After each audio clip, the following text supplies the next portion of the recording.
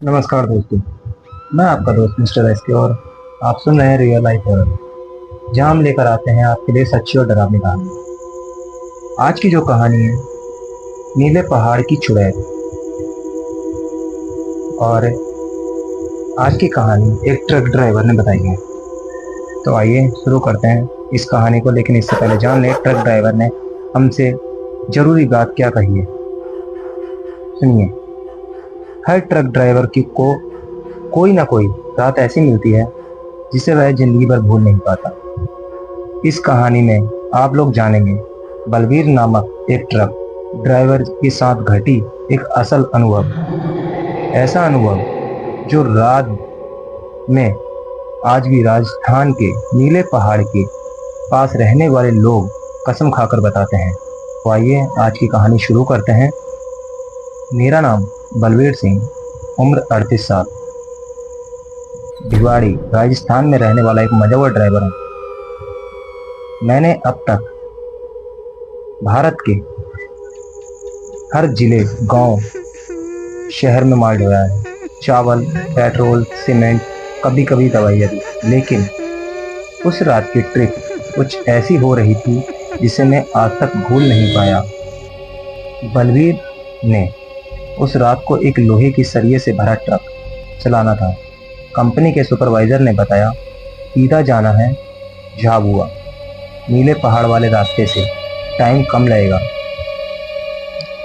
बलवीर ने कहा वो रास्ता सुनसान है साहब, रात में ठीक नहीं है। सुपरवाइजर हंसकर बोला, डरता है क्या? डरता है तो छोड़ दे गाड़ी। बलवीर के भी ईगो जाग गई। कौन डरता है? तू बैठा है क्या साथ? बलवीर गाड़ी लेकर निकल चुका था। रात में समय लगभग 1:45 का होगा। आसपास कोई वाहन नहीं, केवल ट्रक की गड़गड़ाहट और टायरों की सरसराहट हो रही थी। सड़क के दोनों ओर घना जंगल और बीच बीच में पुराने मंदिर के टूटे हुए खंडर। हवा में हल्की सी बदबू जैसे सीलन लगी लाश आ रही थी। तभी सड़क के बीचों बीच एक औरत खड़ी मिली। उसके बाल खुले थे, आंखें लाल, सफेद साड़ी और पैरों की दिशा उल्टी। बलवीर ने हॉर्न बजाया। वो टस से मस नहीं है, हट जा। और ट्रक उसके आर पार निकल गया। बलवीर ने शीशे में देखा और वो औरत अब ट्रक के ऊपर बैठी थी। इंजन गर्म नहीं था, फिर भी हीटर की तरह जलने लगा। स्पीडोमीटर खुद ब खुद ऊपर नीचे हिलने लगा। रेडियो चालू हुआ जिसमें केवल की हंसी आ रही थी। तू मुझे छोड़कर कहाँ जाएगा बलवीर? अब तू मेरा है। बलवीर ने रेडियो बंद किया, लेकिन आवाज फिर भी आती रही। उसी समय उसे एक झपकी सी लगी और उसे एक सपना दिखा। एक युवती को गांव के कुछ शराबी पकड़कर ट्रक के अंदर घसीटते हैं और उसे जलते ट्रक में फेंक देते हैं। वो युवती जलती हुई चीखती है, मैं लौटूंगी, मैं हर ट्रक वालों को जला दूंगी, मेरा बदला अभी बाकी है। अचानक बलवीर की नींद खुली और ट्रक का स्टीयरिंग अपने आप मुड़ रहा था।